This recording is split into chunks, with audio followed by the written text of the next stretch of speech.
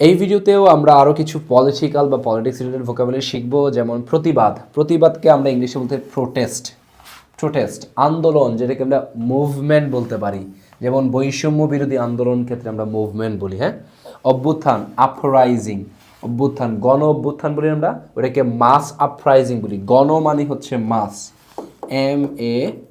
MASS, মাস। যেমন গণসাংবাদিকতা এরকম বলি, গণসাংবাদিকতা। ওকে, তাহলে আইন শৃঙ্খলা, ল অ্যান্ড অর্ডার, ল মানে হচ্ছে আইন। ওকে, মতামত, সেক্ষেত্রে আমরা অপিনিয়ন বলতে পারি। সমঝোতা, সমঝোতা মানে হচ্ছে কম্প্রোমাইজ। দাঙ্গা, যেটাকে রায়ট বলা হয়, মুসলিম হিন্দু দাঙ্গা, সাম্প্রদায়িক দাঙ্গা অথবা অন্যান্য পলিটিক্যাল যে দাঙ্গাগুলো আছে সেগুলোকে রায়ট বলি আমরা। প্রতিবেদন, প্রতিবেদন মানে রিপোর্ট।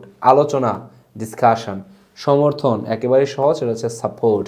তাহলে প্রতিবাদ, প্রোটেস্ট, আন্দোলন মানে হচ্ছে মুভমেন্ট, অভ্যুত্থান মানে আপরাইজিং, দাঙ্গা মানে রায়ট, আইন শৃঙ্খলা ল অ্যান্ড অর্ডার, মতামত মানে অপিনিয়ন, সমঝোতা মানে কম্প্রোমাইজ, প্রতিবেদন রিপোর্ট, আলোচনা ডিসকাশন, হ্যাঁ, সমর্থন মানে হচ্ছে সাপোর্ট।